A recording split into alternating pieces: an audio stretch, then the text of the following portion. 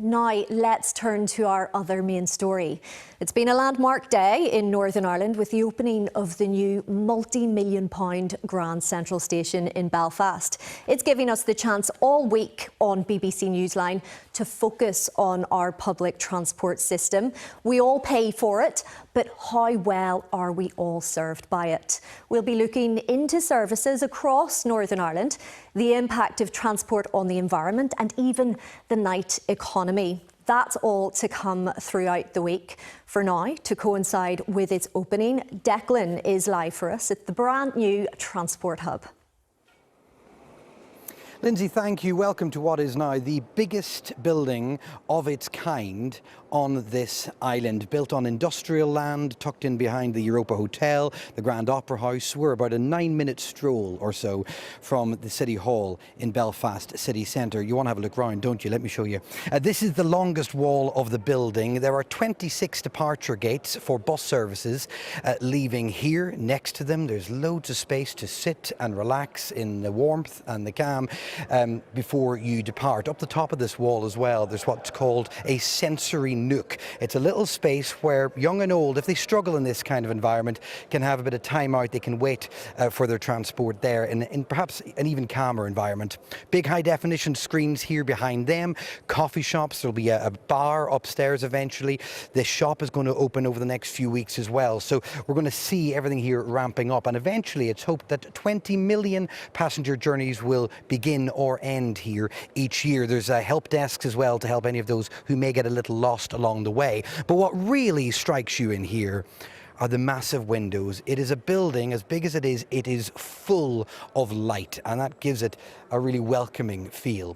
But it is a hub from which spokes go out all over Northern Ireland. Take a look at this. This is our public transport network as it currently stands, from Enniskillen to Ballycastle, from Castle Rock to Annalong. This network provides 60 million bus journeys a year, 13 million train journeys a year, and is run by Translink, which is given £150 million of Stormont's money to operate.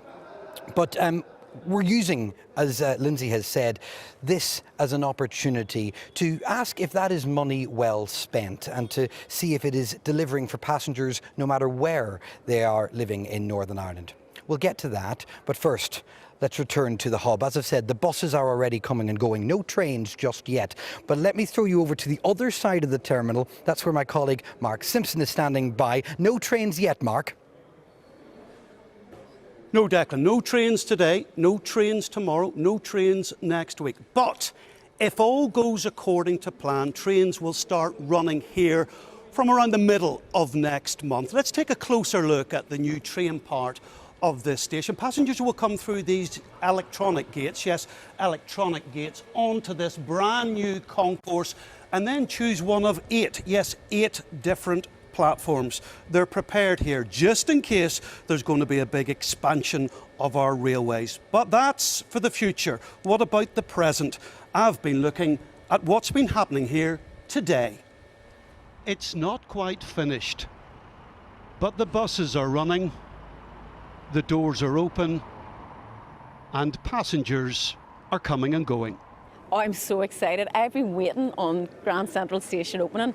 As visitors come into our city, as they come into Northern Ireland, they're going to feel like, do you know what, this is really going places. It's really full of ambition. I think it's amazing for Belfast. It's exactly what we need. Too big. Too big? Yes. I mean, you could put thousands in here. Is that not a good thing? No. Nice and clean, nice and modern. It's exactly what we need.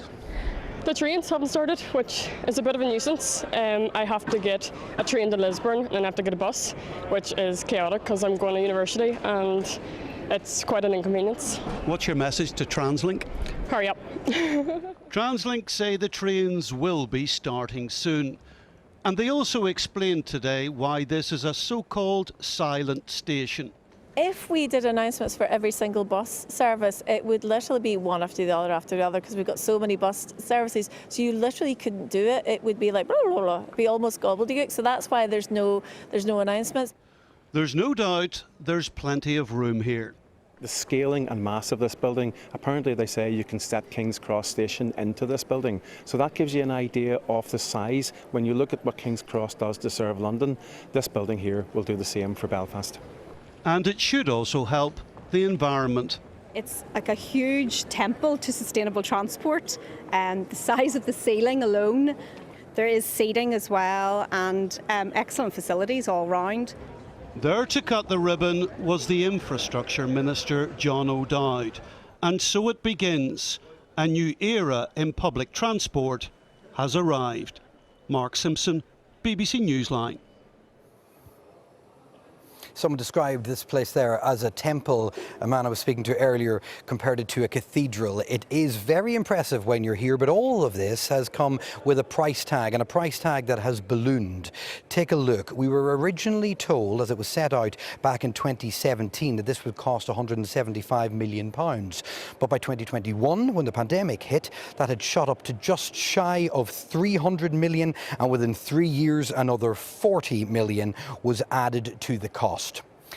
So this is a big project as far as public funding is concerned, but it's hoped that this place will pay its way many times over, perhaps, by being an engine of growth for the economy. And our economics editor, John Campbell, has been setting out the vision. Good public transport is an ingredient for economic growth. It can help with productivity and unlocking new sites for development, as well as contributing to some of the executive's priorities. It certainly helps around regional balance, I think, with the way the review looks at that, you know, bringing the West in to a big extent, or a much bigger extent than before. It probably also helps around good jobs, I think, too, in terms of making good jobs more accessible to people. However, our spending on public transport tends to be the lowest among the UK regions, partially reflecting our small rail network. Official figures suggest that in 2022, public transport spending per person in England and Scotland was around £465. In Wales, it was just under £300. Here, it was less than £200. There is huge ambition to improve the all-island rail network over the next 50 years. It would involve a major change in how we spend our infrastructure budget. Stormont would have to commit over £300 million a year to rail indefinitely, more than we currently spend on all public transport. It's realistic if there's a commitment to do it. We're talking big money, there's no question of that. 300 million, up to 300 million every year. And at the moment, roughly, if you take Translink's capital budget, it's about 50 million short of that. It's in around 250 million. Money is less of an issue in the Republic, where the government is awash with tax revenues. But the speed of delivery is a concern.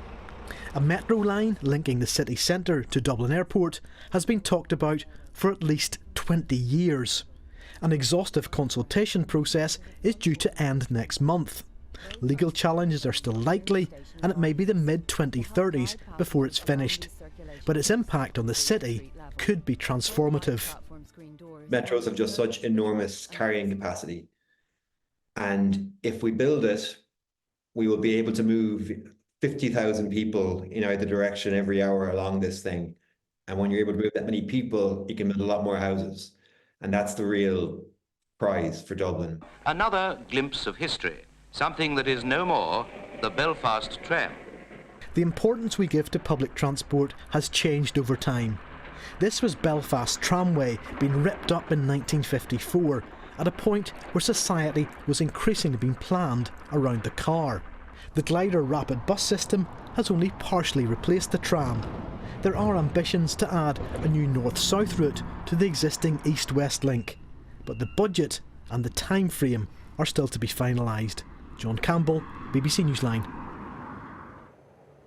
So as I've said, we're putting our public transport network in focus all week on BBC Newsline, and we're going to be asked, is it serving not just the people who live in our cities, but our rural communities? Is it meeting the environmental demands that we're all facing these days? Is it helping out those who just want to get home safely and cheaply after a night out? But we're going to start tonight by looking at those who really have been passing us all afternoon here at the new Grand Central Station, the commuters who will be using visiting this place and use the transport network every day of the week. Early morning and thousands of commuters make their way to work in Belfast. For many, Sprucefield, where the M1 motorway and A1 dual carriageway meet, is the main pinch point. I would hit the bottleneck probably about 7:15. I'm realistically there for a good half hour. The drive to Belfast can be a very stressful one. I usually leave Armagh about 6:45 in the morning, which is not very conducive with family life. I would love to be able to leave my car in Armagh, every day and travel to work. Matthew Evers travels to Belfast up the A1 from Warren Point. He says driving remains the preferred option. You can just get straight in your car, straight up the motorway into work, whereas public transport, you have to go and get the bus, walk to the bus station, get a bus to the actual bus stop, then walk from the bus stop to the actual venue. So it takes me actually a lot more time in order to get to work. And also my job entails going and seeing clients and client visits, so I need my car as well in Belfast. It's hoped more trains will soon leave Newry Station. In Armagh, there are hopes of reconnection to the rail network. It has been progress from long term to medium term, and in 10 years' time I would like to see a railway just where I'm standing now or close by, have the citizens of Armagh walking in and out to the railway station here. Grand Central Station won't necessarily encourage people out of their cars, but it's hoped faster, more frequent and more flexible connections ultimately can. Cormac Campbell, BBC Newsline. Well, Chris Conway is in charge of Translink and therefore he's in charge of this place, and he's here with us live on BBC Newsline. Thank you for speaking to us. I'm sure you're a relieved man to get to this stage, but what can passengers expect now that the transport hub is open? Well, I'm absolutely delighted with the feedback we've been getting from passengers since they've been arriving all day. The feedback is, it's like arriving in a modern European city, and this is what Belfast deserves and should have. That's testament to the hard work that all of our team have put in to get to this stage, the project team, all our contractors and all our suppliers, and it's been a tremendous achievement to get here. And I think going forward now, we've got the bus station open. Going forward, we'll open the rail station. We've got contactless ticketing here. We've also got further investment in the new enterprise service as well, going to an hourly service later this year as well. So there's lots of new things coming as well. When are the trains going to start running from here? So our plan is always to be open in early autumn. It is early autumn, Chris. It is, and the first phase of that was bus operations, and actually 75% of our passengers actually are carried by bus. So it's great to see bus getting that priority in terms of coming into the station, and the next phase will be the railway, and we hope that we'll be able to announce the date for that very soon. I mean, are we talking a couple of weeks, or should we be expecting, mid-October? I'm putting dates in your mouth, but give people a bit of a sense because they're keen. Well, it's not all within my control, and that's the only reason why I'm saying that we just need to wait a little bit longer. I'm hoping that we'll get some good feedback from the Safety Authority soon, and then we'll be able to get in and announce those dates. Okay, but pretty soon, you're hopeful? I'm hopeful, yes. Okay. It is one thing to arrive in a brand new station such as this. It's quite another thing when you look at the fleet that you're travelling on, whether it is the buses or the rolling stock on the train lines. I want to give our viewers at home a look at these figures. If you look at the average age of a bus, a Translink bus in Northern Ireland, it's over 7 years, almost 8 years. The average age of a train in Northern Ireland that passengers are travelling on is 18 years. Are you happy with those numbers? Well, we've 1,400 buses, we've 48 trains. The life of a train is around 30 years. The life of a bus is around 15 to 18 years. So, that's not uncommon to have that sort of average age of our fleet. Recently, we've invested in over 200 new zero-emission buses, which means that Foyle Metro is now 100% zero-emission. Belfast is getting close to zero-emission. As well as that, we've just invested in 21 new train carriages in our fleet. And of course, we've embarked on a programme now, starting the procurement very shortly, for a new enterprise fleet as well. So that'll be a rolling programme of renewing our fleet as we go forward in the years to come. Very quickly, speak to those watching tonight who are west of the Ban, as they say, and they will feel like Belfast's shiny new transport hub is a million miles away from them and they don't feel the benefits of them. What relief or succour can you give them if they're listening tonight thinking our local transport here just isn't living up to what we need? Well, we think about the Northwest Transport Hub. Actually, that was one of the first stations we put into any city in Northern Ireland, and that was back in 2018. We've invested in a fully zero-emission fleet in Foyle Metro as well. We've invested in Coleraine, in the new bus fleet there as well, and in the rail network too. So we've been trying to invest right across Northern Ireland. This is actually, although it's a station for Belfast, it actually is the hub of our entire network. So by investing here, we'll be able to expand the whole network across Northern Ireland. Okay, Chris Conway, thank you very much. Thank you very much, Declan.